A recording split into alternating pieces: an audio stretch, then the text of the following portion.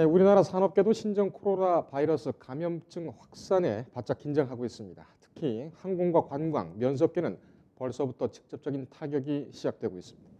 메르스와 사스 사태 당시에 악몽이 재현되는 것 아니냐 이런 우려도 함께 제기되고 있습니다. 보도에 김은별 기자입니다.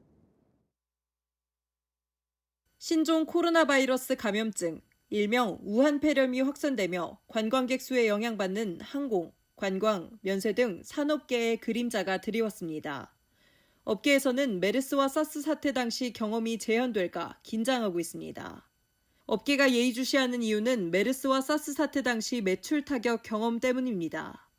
한국관광공사에 따르면 국내 첫 메르스 감염 확진 환자가 발생한 2015년 5월 이후 방한 외래 관광객은 50% 가까이 급감했습니다. 사스 우려가 본격화된 2003년 역시 여객이 최대 40% 감소했습니다. 두 시기 모두 면세점과 항공업계의 손해가 컸습니다. 실제 우한폐렴 여파로 호텔과 여행업계를 중심으로 심각한 상황이 감지됩니다.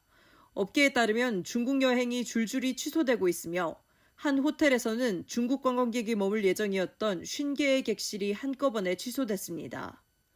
항공업계는 우한 노선을 비롯해 중국 노선 대부분을 운유하며 사태 진전에 나섰습니다.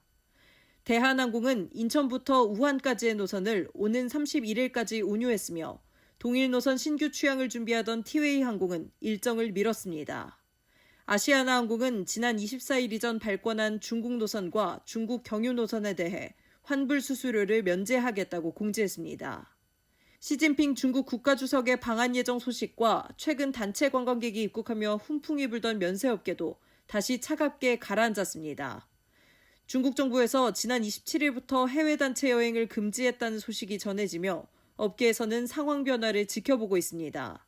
매장 곳곳에 손세 정제를 비치하거나 매일 임직원들의 발열 여부도 확인하고 있습니다. 면세점 채널에서 약 40%의 매출이 나온다고 알려진 화장품 업계도 덩달아 분위기가 좋지 않습니다. 업계에서는 일단 감염 확산을 방지하기 위해 최선을 다하고 있습니다. 비상대책위원회를 구성해 상시 대응 체계를 구축하고 중국 출장을 자제하는 등 임직원과 관광객들의 안전에 최선을 다하는 모습입니다. 또 중국 정부가 이전과 다르게 신속하게 대처한 만큼 산업에 대한 영향이 제한적일 것이라는 긍정적인 전망도 나옵니다. 뉴스토마토 김은별입니다. 인터넷에 떠돌아다니는 수많은 뉴스 기사. 아직도 포털에서 일일이 검색하세요? 이제 뉴스통에서 터치 한 번으로 손쉽게 확인하세요. 최근 내가 구독한 기사를 분석해 오늘의 기사를 추천하는 개인 맞춤형 AI 뉴스. 나만의 공간인 뉴스북에서 콘텐츠를 편집하고 이용자와도 활발한 소통이 가능합니다. 사진과 영상 자유롭게 이동하고 언론사 기자들이 실시간으로 업로드하는 동영상도 확인해보세요. 더욱 풍성하고 새로워진 뉴스통. 지금 바로 만나보세요.